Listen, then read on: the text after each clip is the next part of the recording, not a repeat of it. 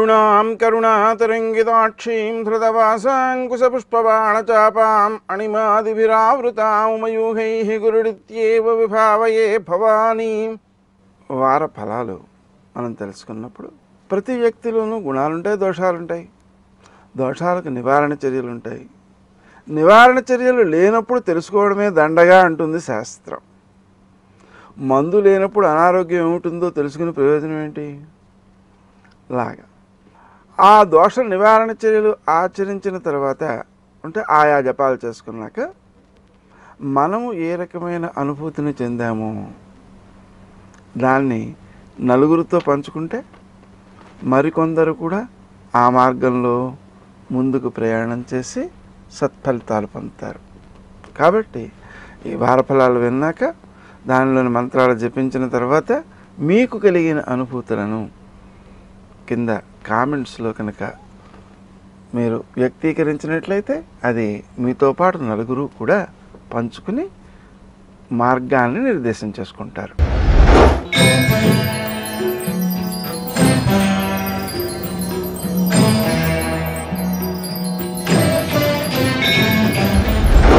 ధనుస్సు రాశి. ఈ రాశి వారు తాము ఆచరించే కార్యక్రమాల్లో విజయాలు సాధిస్తారు. లక్ష్య సాధనాశక్తితో ప్రవర్తించగలుగుతారు. ముఖ్యమైన కార్యక్రమాలను వాయిదా వేయకుండా సకాలంలో పూర్తి చేయగలుగుతారు. స్నేహ సంబంధాలు వృద్ధి చెందుతాయి. స్నేహితులతోనూ అలాగే సోదరులతోనూ సఖ్యతతో మెలగడం వలన ఎక్కువ ప్రయోజనాలను మీరు పొందగలుగుతారు. వృత్తి స్థానంలో మీ యొక్క కృషిని సమ్మిళితం చేసుకునేటందుకై శ్రీ రాజమాతంగే నమః అనే మంత్రాన్ని అత్యధికంగా జపించుకోవాలి. అలా జపించని పక్షంలో మీ యొక్క శ్రమ, కాలము, ధనము వ్యర్థమయ్యే అవకాశం ఉంది. అందుకని ఆ కాలానికి పనులు పూర్తి కావడం కోసం కూడా మనం దైవబలాన్ని సంపాదించుకోవడం అవసరం. శ్రీరామ జయ రామ జయ జయ రామ అనే మంత్రాన్ని కూడా జపించుకోవడం మేలు చేసేదిగా ఉంటుంది. వృత్తి స్థానంలో మీ యొక్క కృషి సత్ఫలితాన్ని ఇచ్చేదిగా ఉంటుంది. పై అధికారులు మీ యొక్క కృషికి గుర్తింపునిస్తారు. కొన్ని సందర్భాల్లో అనుకూలమైన చోటుకి స్థానచలనం రావడం, అధికారం విషయంలో కూడా మనకు అనుకూలమైన ఫలితాలు, వారి నుంచి అనుకూలతలు సిద్ధించడం మొదలైనటువంటి వాటి కోసం శ్రీ రాజమాతంగే నమః అనే మంత్రం చాలా బాగా ఉపకరిస్తుంది.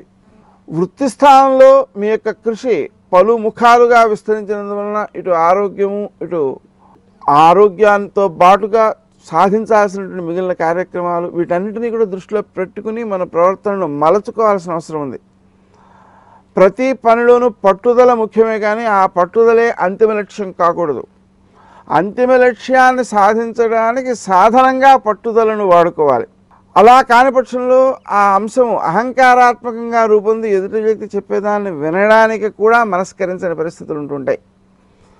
ఈ అంశాలని మనం బాగా దృష్టిలో పెట్టుకుని విద్యార్థులకు అనుకూలమైనటువంటి సమయం కాబట్టి నూతన విషయాలను సేకరించడానికి కానీ సేకరించినటువంటి విషయాలను అన్వయించుకుందుకు కానీ మనం ఎక్కువ సమయాన్ని వెచ్చించినట్లయితే ఆ జాతకము యొక్క మూల స్వరూపం అనేటువంటిది మనకు అవగాహనలోకి వస్తుంది. స్నేహితుల నుండి సంభవించేటువంటి ఏ స్నేహ సంబంధాలు ఉన్నాయో ఆ సంబంధాలను కాపాడుకోవడం కోసం కూడా కొంత శ్రద్ధ చూపించాల్సిన అవసరం ఉంది. వృత్తి స్థానంలో మీ యొక్క కృషి సత్ఫలితాలను ఇచ్చేదిగాను, అనుకూలమైన వాతావరణాలను సృష్టించేదిగాను ఉంటుంది. తద్వారా మీ యొక్క కృషి ఇతరులకు కూడా మేలు చేసేదిగా ఉంటుంది. దాన ధర్మాల విషయంలో ప్రత్యేక శ్రద్ధతో దాన ధర్మాలు చేస్తూ ఉంటారు. ఆ దాన ధర్మాల విషయంలో ఇతరుల యొక్క ఆదరాన్ని పెంపొందించుకోగలుగుతారు.